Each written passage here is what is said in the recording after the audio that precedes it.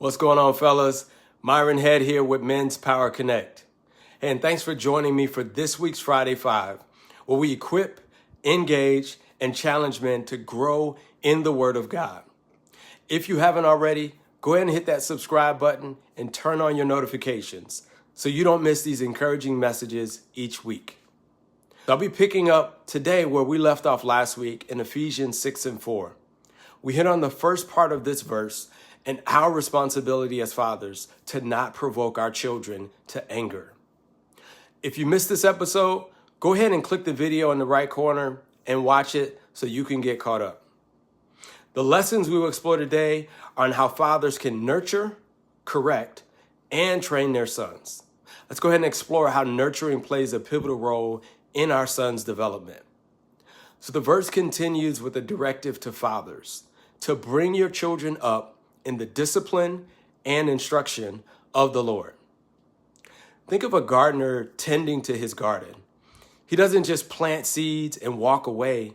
He prepares the soil. He waters it consistently and shields it from harsh elements and patiently waits, understanding that growth takes time.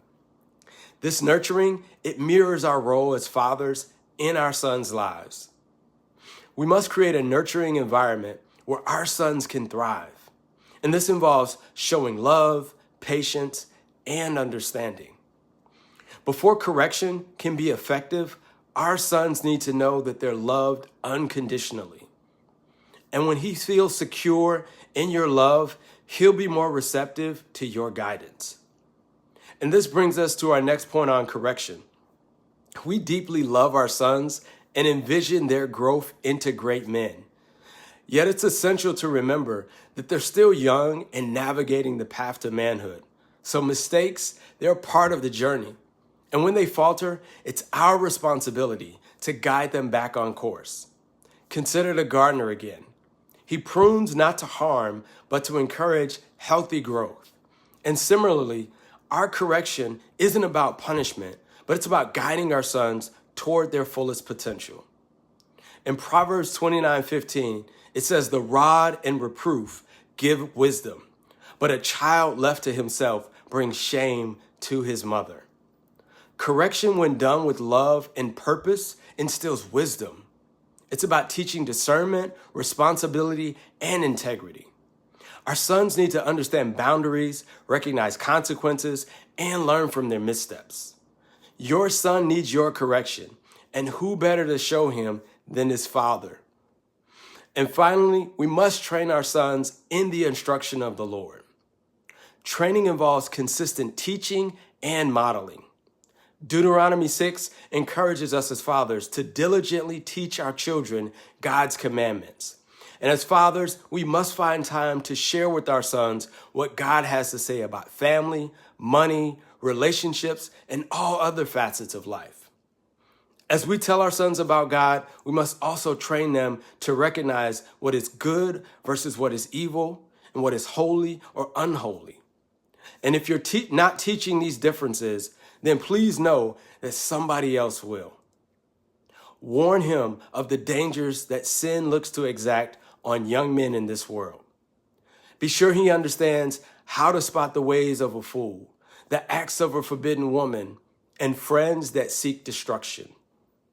And finally, men, we must demonstrate what it means to be a follower of Jesus.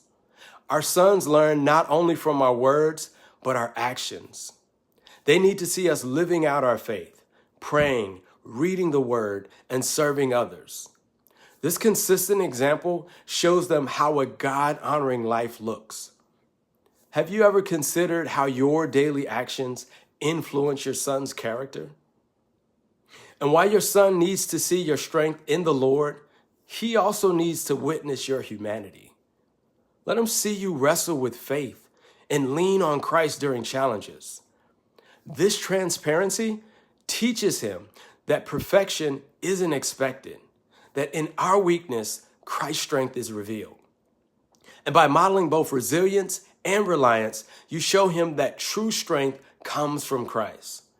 And just as the gardener rejoices in the fruit of his labor, we'll find joy in seeing our sons flourish. And let's commit to this journey, trusting God to guide them as we guide them. Today, we've explored the vital role fathers play in raising sons of character and faith. And we discussed the importance of nurturing our sons with love and patience, correcting them with purpose and empathy, and training them in the instruction of the Lord through consistent teaching and modeling. By embodying these principles, we guide our sons towards becoming men who honor God and positively impact the world around them.